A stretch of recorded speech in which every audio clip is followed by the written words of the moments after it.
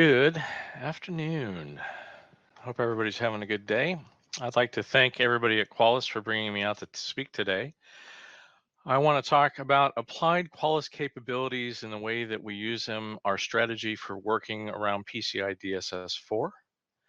And so we're going to start off talking about VMDR and PCI ASV scans, TotalCloud, and file integrity monitoring, and the way that those make up our strategy for what we do here at GBT.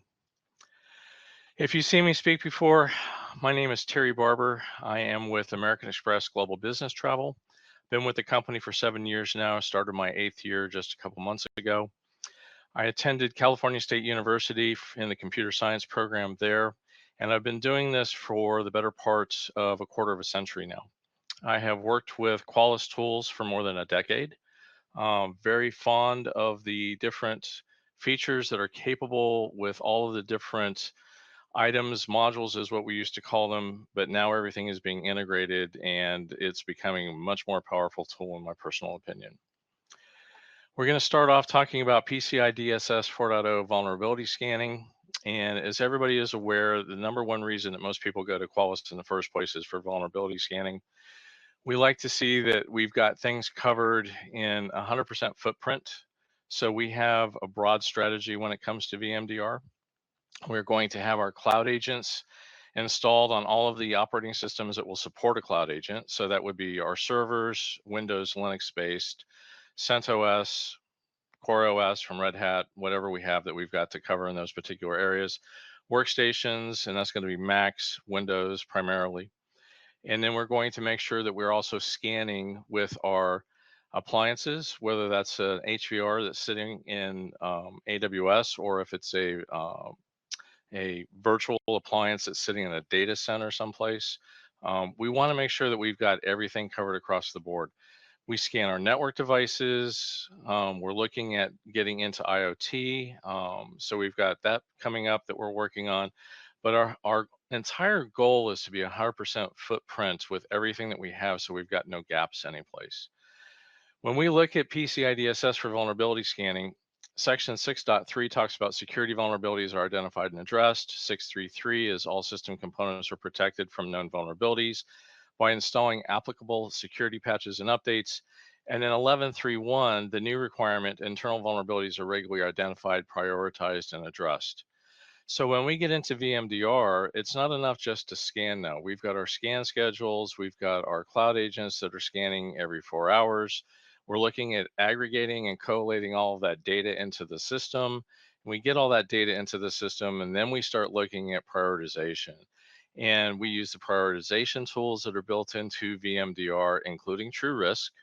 TrueRisk has definitely been a major bonus to how we look at how we're prioritizing vulnerabilities in the environment. With TrueRisk, because we are actually applying our different levels of business criticality to those particular sections, if we've got something that may be public facing and is in scope for PCI would be a good example, we're going to rank that a 5. And so if that's got a 5, it's going to show up at the top. It's going to percolate up to the top on all of the different reports that we have, our dashboards, and it's going to show us everything that we've got that needs to be addressed first. So our number one priority is to make sure that we're getting those particular items taken care of quickly, securely, and in the time that's allotted for the SLA that we have for those particular vulnerabilities. Additionally, we have scanning, like I said, that was going on for our networking devices. So we're using our network scans. We're going through and scanning anything that doesn't have a cloud agent that's installed. So we'll be looking at anything from appliances. We can have certain appliances that are stood up in the environment that we're scanning against, and we're looking to get the information on those.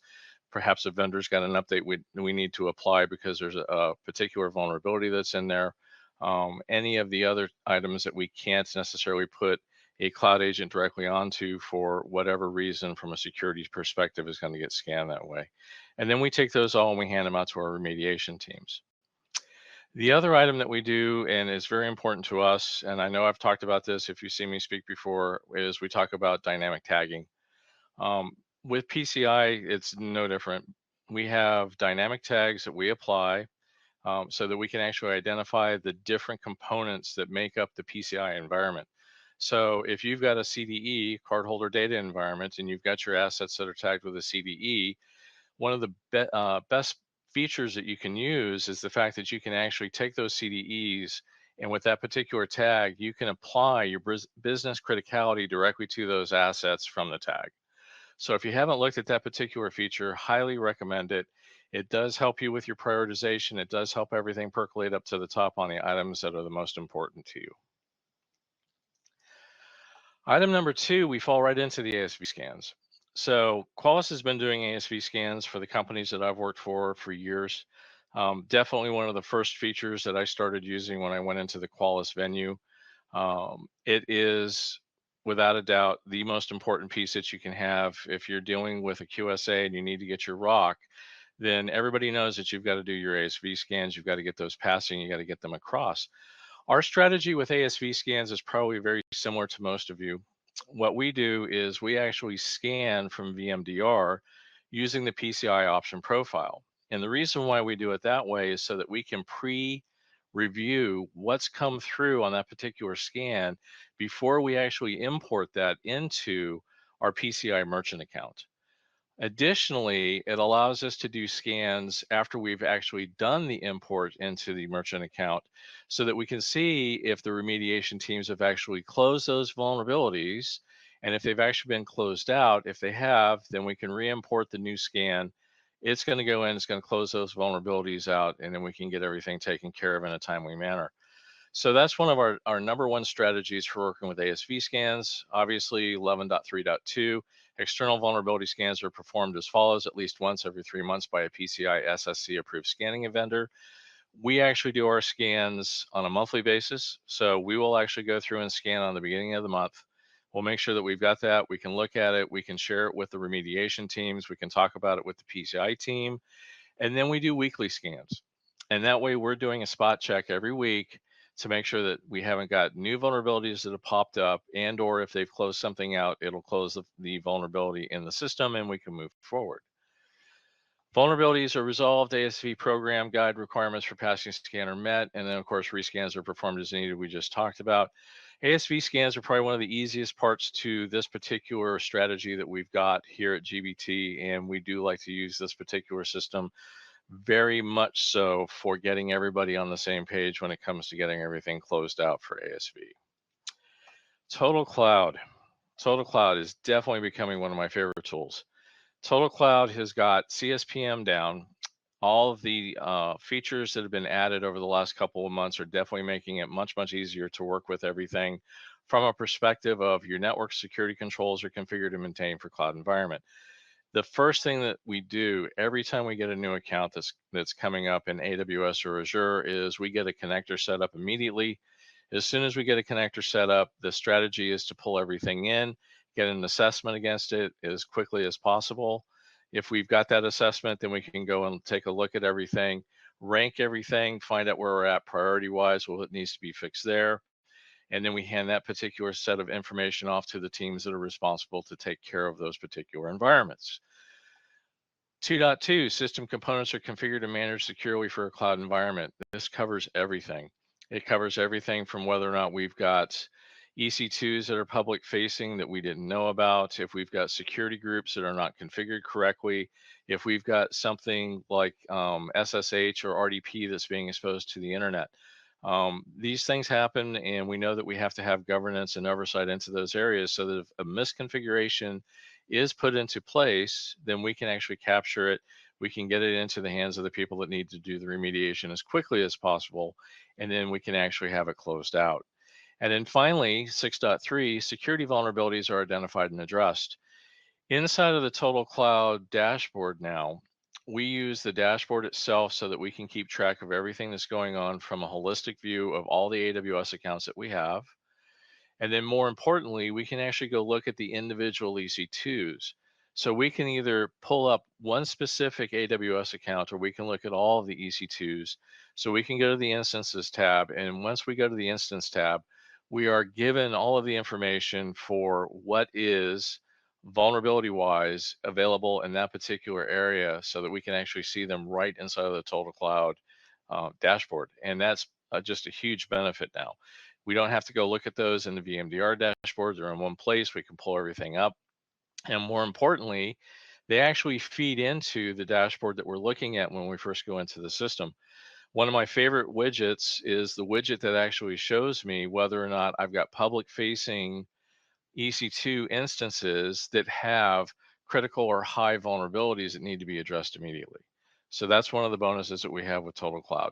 So TotalCloud gives us a full wrapper of what we're doing inside of our environment for cloud, whether that's AWS or Azure. We get all that information and then we pass that on. We take care of that. So that's capability number 2.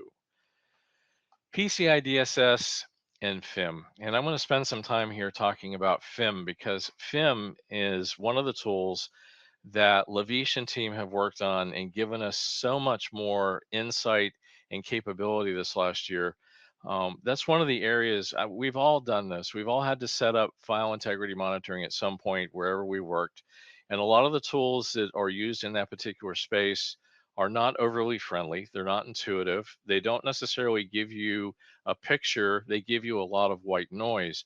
And one of the biggest complaints that I've always had from anybody working for me when they're working in the FIM environment is the fact that it takes a lot of man hours to be able to tweak and tune a particular FIM instance so that you can get it down to a usable amount of data that is actually relevant and usable to the teams.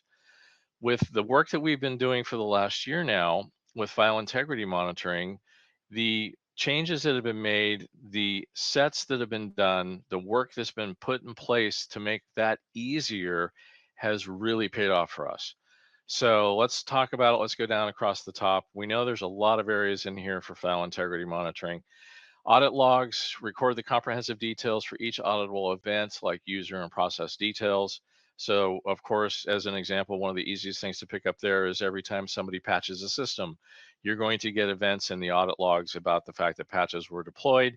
You're going to see the person that was logging on from the remediation team that was doing that work. You're going to see the work that was going on in the background when the patches were installed. File integrity monitoring or change detection mechanisms are used on audit logs to ensure that existing log data cannot be changed without generating alerts.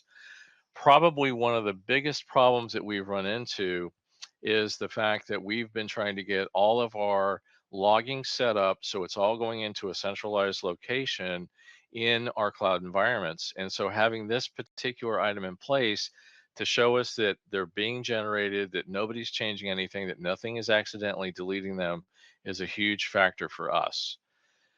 New requirement, automated mechanisms are used to perform audit log reviews. So how many different companies have run into the issue of you get down to audit time and the first thing that the QSA asks you is, how often do you guys review your logs? How often does somebody actually go through those, take a look at those particular items and see what's going on with those? The benefit with the FIM system that's coming from Qualys is the fact that because of the rule sets that we can build up and because of the way that we've got everything generated, we can actually review those, do an action on those particular items. We can automate all of that work. And then the only thing that we have left over literally is a handful of items that need to go to the SOC so that they can actually look at and make a determination on whether or not it's something that needs to be investigated. And if it is, they'll actually escalate that to the proper team. They'll go take a look at those. And now we've got automation in place and we're meeting this requirement.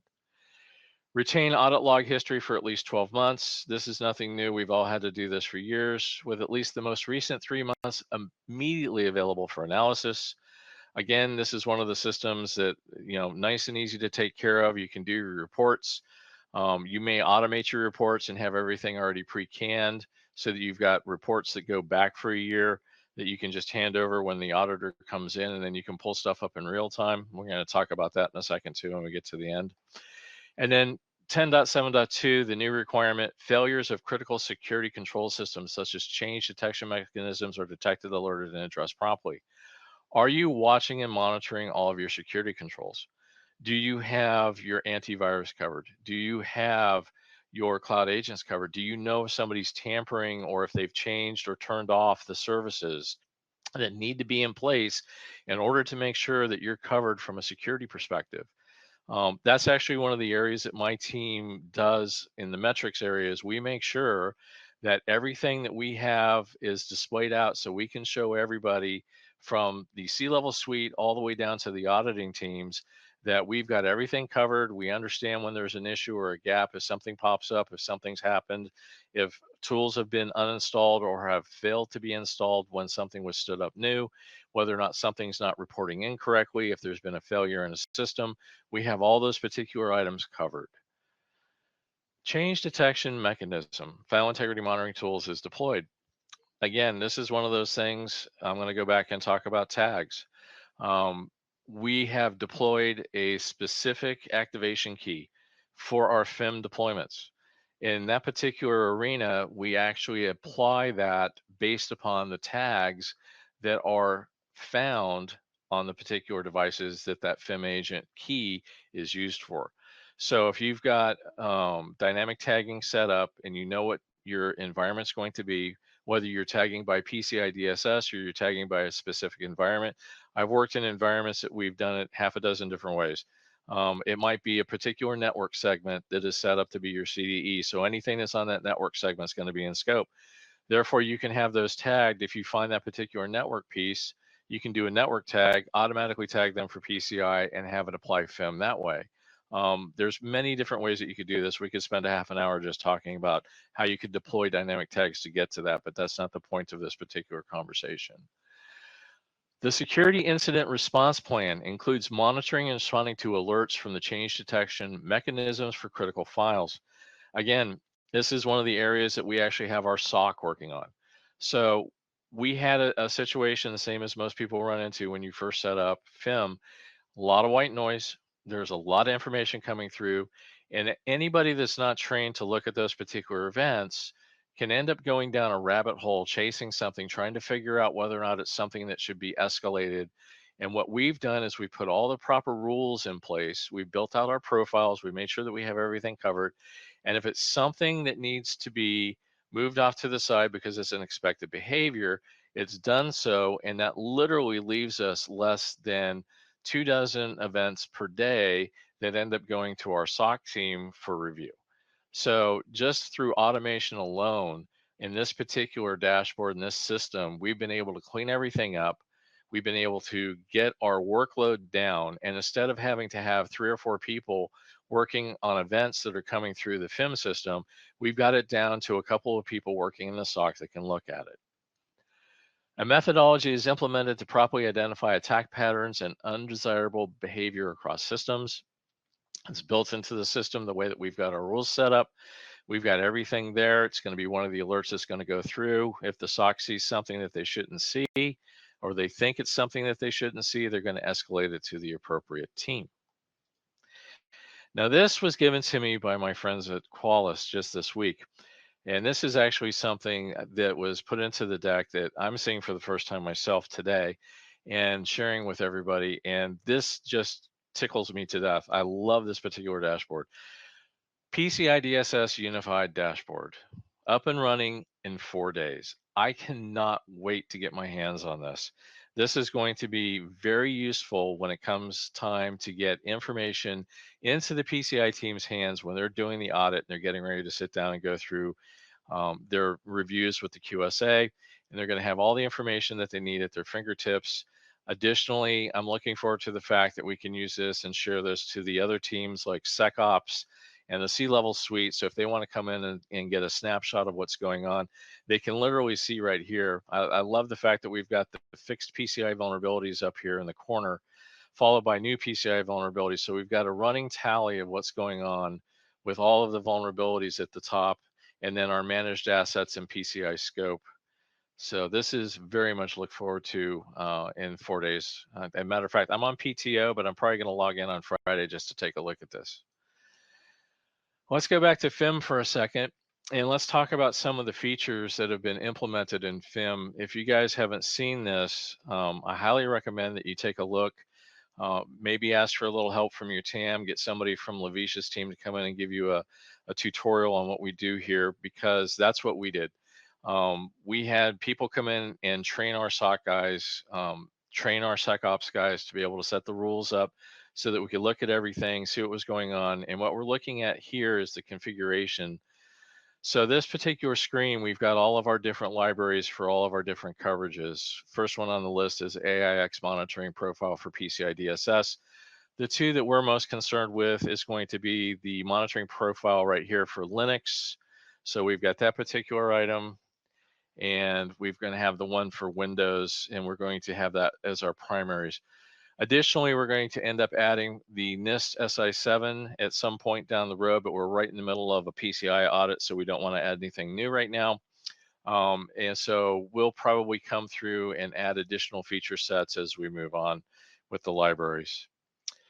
Different queries. One of the things that they've added that was so beneficial is, especially when you're training new people and they're going into the system and they're trying to figure out what they should be looking for.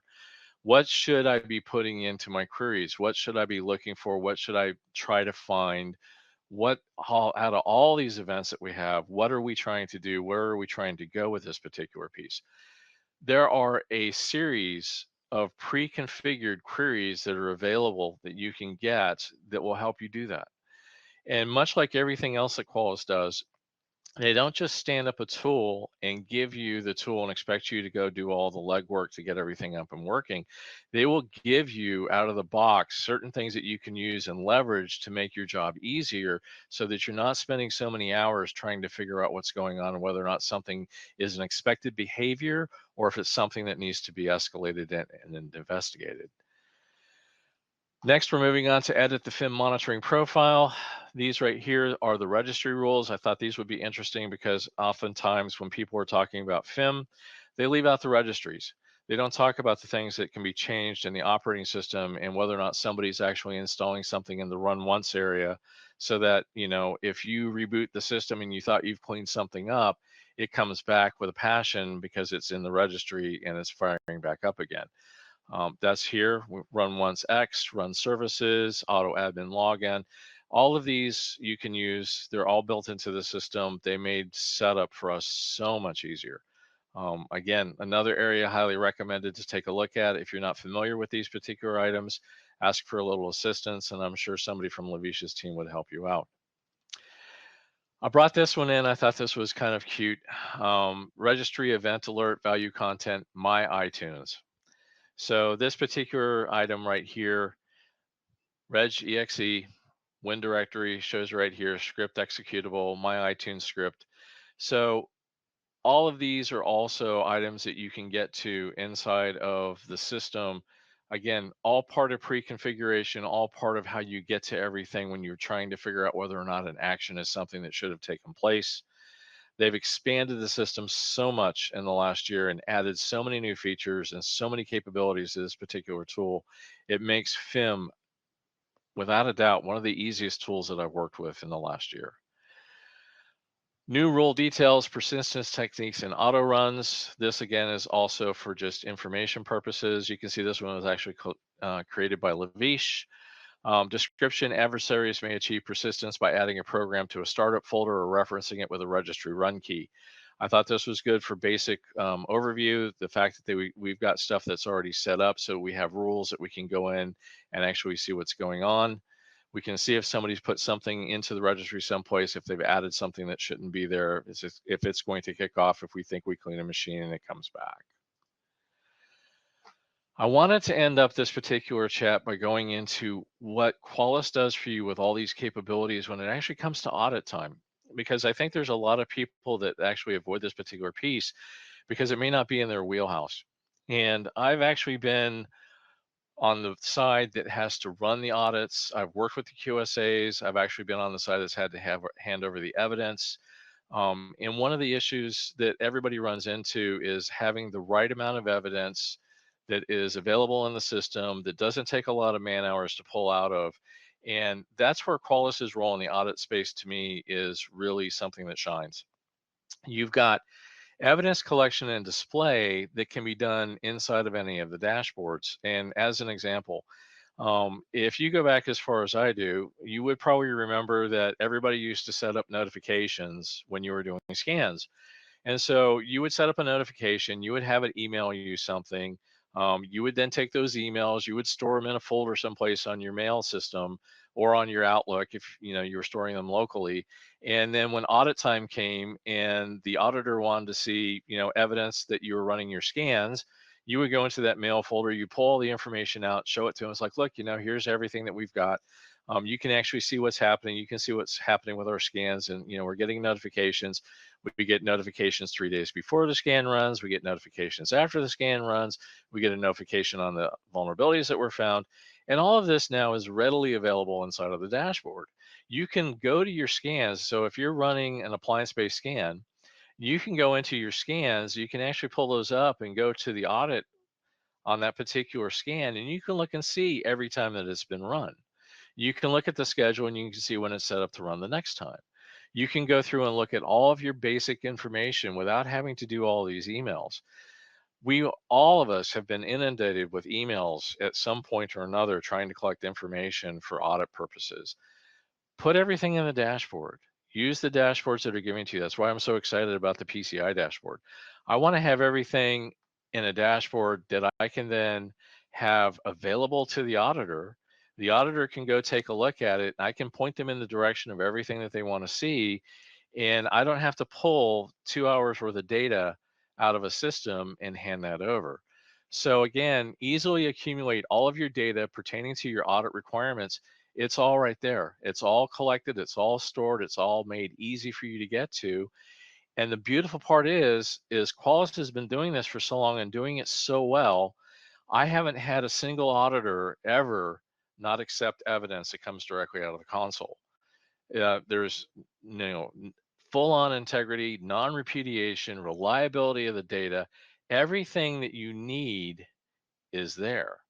So Qualys from stem to stern is one of those situations where you can get into and actually see what you need to see from that particular item, get everything you need, have it for the audit, do the audit with the QSA, do it with your audit people. So if you got a team that's doing it for you, and you can provide everything that everybody needs, and your job is so much easier.